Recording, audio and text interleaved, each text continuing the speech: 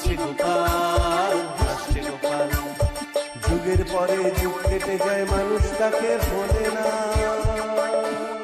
যুগের পরে যুগ কেটে যায়, মানুষ তাকে ভোলে না। চলে না রে, চলে না রে, চলে না রে, চলে না, চলে না রে, চলে না রে, তাকে ছাড়া চলে না। কে সে? পরিচয় কি তার? হাসির রাজা, জ্ঞানের রাজা, রসিক রাজা গোপাল ভাঁড়। হাসির রাজা, জ্ঞানের রাজা, রসিক রাজা গোপাল ভাঁড়। একদিন রাজসভা শুরু হতেই সবাই মিলে মন্ত্রী মশাইয়ের পেছনে লাগলো। মহারাজ তো প্রথমেই হেসে বলল, মন্ত্রী, গোপাল তোমাকে নিয়ে রোজ কত মজা করে, কিন্তু তুমি উল্টে কিছুই বলতে পারো না গোপালকে। গোপাল বলল, উনি উল্টে কি করে কিছু বলবেন মহারাজ? উনি বললে আমি এমন পাল্টা দেব যে উনি পাটকেল খেয়ে পটল তুলবেন। মন্ত্রী মশাই বলল, গোপাল, এবার কিন্তু খুব খারাপ হয়ে যাচ্ছে, আমি কিন্তু খুব রেগে যাচ্ছি। হ্যাঁ। সভাকবি বলল, আপনার রাগ আর মনের দাগ দুটোই এক মন্ত্রী মশাই, একদম পচা, কোনো কাজেরই না। গোপাল হেসে বলল, শেষ পর্যন্ত সভাকবিও নাকি আপনার পেছনে লাগছে। তারপর অনেক মজা করার পর রাজসভা শেষ হয়ে গেল। মন্ত্রীমশাই বাড়িতে আসলো। খুব খিদে পেয়েছে বলে দরজার সামনে থেকে গিন্নিকে ডাকতে থাকলো, গিন্নি, ও গিন্নি, আমার খুব খিদে পেয়েছে গো, আমাকে খেতে দাও। মন্ত্রী গিন্নি কোনো সাড়াই দিল না। তারপর মন্ত্রীমশাই ঘরে ঢুকে গিয়ে গিন্নিকে শুয়ে থাকতে দেখলো। তখন মন্ত্রীমশাই গিন্নির পাশে গিয়ে বলল, গিন্নি, ও গিন্নি, আমাকে খেতে দাও, আমার খুব খিদে পেয়েছে। মন্ত্রী গিন্নি বলল, রান্না করতে পারিনি গো। মন্ত্রী মশাই বলল, হ্যাঁ, রান্না করতে পারোনি মানে? কেন রান্না করোনি? মন্ত্রী গিন্নি বলল, খুব কষ্ট হচ্ছে গো, খুব কষ্ট হচ্ছে, আমার শরীর খুব খারাপ। মন্ত্রী মশাই বলল, সে কি, আমি এবার কি খাবো? মন্ত্রী গিন্নি বলল, কি বলছো কি তুমি, কি বলছো? হ্যাঁ, আমি এদিকে মরতে বসেছি আর তোমার খাওয়ার চিন্তা হচ্ছে? এখনই যাও, এখনই যাও, তুমি আমার জন্য রাজবৈদ্যকে গিয়ে নিয়ে আসো। তারপর মন্ত্রীমশাই রাজবৈদ্যের বাড়িতে গেল আর রাজবৈদ্য নিয়ে আসলো। রাজবৈদ্যকে নিয়ে আসার সময় গোপাল আড়াল থেকে দেখলো যে রাজবৈদ্যকে মন্ত্রীমশাই তার বাড়িতে নিয়ে আসছে। তাই গোপালও লুকিয়ে লুকিয়ে দেখলো যে মন্ত্রীমশাইয়ের বাড়িতে কে অসুস্থ। তারপর গোপাল রাজবৈদ্য আর মন্ত্রীমশাইয়ের পিছু নিল আর গিয়ে দেখলো যে মন্ত্রীগিন্নি খুব অসুস্থ। তারপর গোপাল বাড়িতে গেল। গোপালগিন্নি গোপালকে বলল, কি গো, আজ এত দেরি কেন করলে তুমি? গোপাল বলল, আর বলো না গিন্নি, আমি রাজসভা থেকে বাড়ি আসছিলাম, সেই সময় দেখলাম যে মন্ত্রীমশাই রাজবৈদ্যকে নিয়ে তাদের বাড়িতে যাচ্ছে, তাই আমিও লুকিয়ে লুকিয়ে গেলাম যে দেখি কে অসুস্থ। গিয়ে দেখি গিন্নিমার শরীর খুব খারাপ, তাই একটু দেরি হয়ে গেল গো। গোপাল গিন্নি বলল, আচ্ছা বাবা, আচ্ছা, এসো, খাবে এসো। এদিকে মন্ত্রীমশাইয়ের খাওয়া দাওয়া নেই, রান্না চাপিয়েছে মন্ত্রীমশাই। মন্ত্রীমশাই রান্না করছে আর বলছে, ধুর ধুর ধুর, এসব রান্না বান্না কি ভালো লাগে?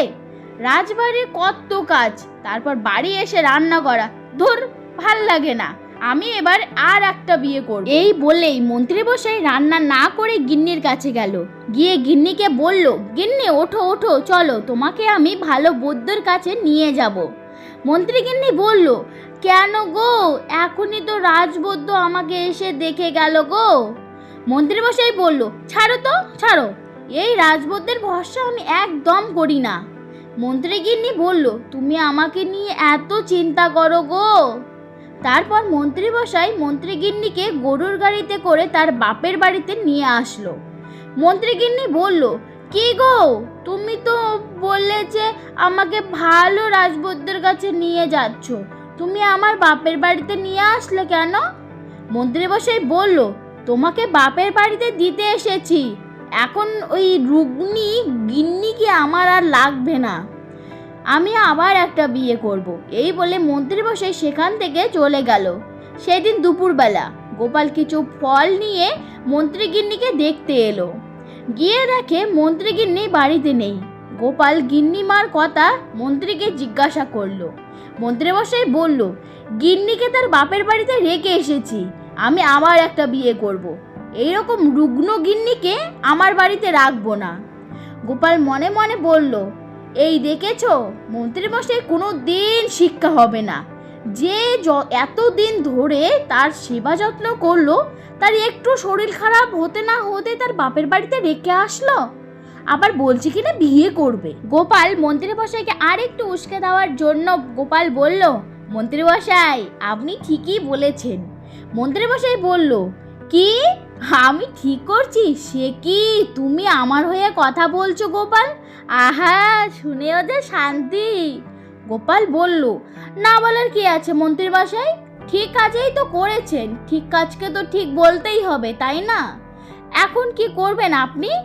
মন্ত্রীমশাই বলল, আর একটা বিয়ে করব, তার জন্য তো একটা ঘটক ঠিক করতে হবে। গোপাল বলল, আরে না না, ঘটকের আবার কিসের দরকার, আমি আছি তো, আমি মেয়ে দেখব। মন্ত্রীমশাই বলল, সত্যি গোপাল, সত্যি তুমি দেখবে আমার জন্য মেয়ে? গোপাল বলল, হ্যাঁ, না দেখার কি আছে, কিন্তু একটা কথা, তার বদলে আমাকে পারিশ্রমিক দিতে হবে কিন্তু, একজন পাত্রী পিছু একটা সোনার মোহর। মন্ত্রীমশাই বলল, তাই হবে গোপাল, তাই হবে। তারপর গোপাল সেখান থেকে চলে গেল। পরের দিন কিছু ফলমূল নিয়ে মন্ত্রীর গিন্নিকে দেখতে গেল গোপাল। আর বাড়ি এসেই গিন্নিকে বলল, ও গিন্নি, গিন্নি তোমার একটা শাড়ি দাও দেখি। গোপাল গিন্নি বলল, শাড়ি নিয়ে তুমি কি করবে শুনি? গোপাল বলল, মেয়ে সাজবো গো, মেয়ে। তারপর গোপাল মেয়ে সেজে মন্ত্রীমশাইয়ের কাছে গেল। মন্ত্রীমশাইয়ের প্রথম মেয়েটাকে দেখে খুব পছন্দ হলো, কিন্তু একটু পরেই দেখতে পেল যে মেয়েটার হাঁপানি কাশি আছে, তাই অত সুন্দরী মেয়েটাকেও তাড়িয়ে দিল। পরের দিন গোপাল সাদা শাড়ি পরে বিধবা বয়স্ক মহিলা সেজে মন্ত্রীমশাইয়ের বাড়িতে গেল। মন্ত্রীমশাই খুব রেগে গেল, রেগে গিয়ে তাড়িয়ে দিল সেই মেয়েটাকেও। একটু পরেই গোপাল আসলো মন্ত্রীমশাইয়ের কাছে। মন্ত্রীমশাই বলল, গোপাল তুমি এসব কাদের পাঠাচ্ছ? হ্যাঁ? গোপাল বলল, কেন মন্ত্রীমশাই? মন্ত্রীমশাই বলল, কেন মানে?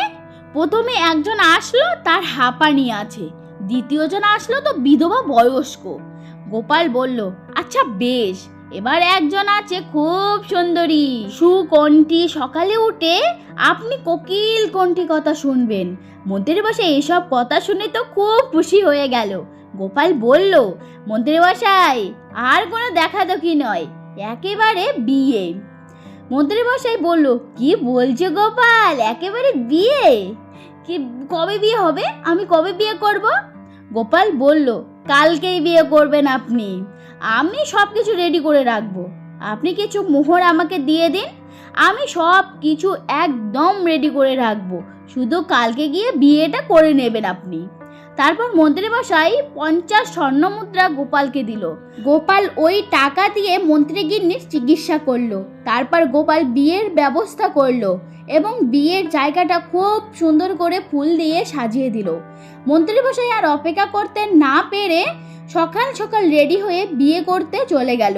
গিয়ে দেখলো গোপাল বিয়ের জন্য ছাদনা তলাটা খুব সুন্দর করে ফুল দিয়ে সাজিয়ে দিয়েছে। মন্ত্রীমশাই গোপালকে বলল, গোপাল তুমি তো খুব সুন্দর করে ছাদনা তলাটা সাজিয়েছো, তা মেয়ে কোথায় মেয়ে?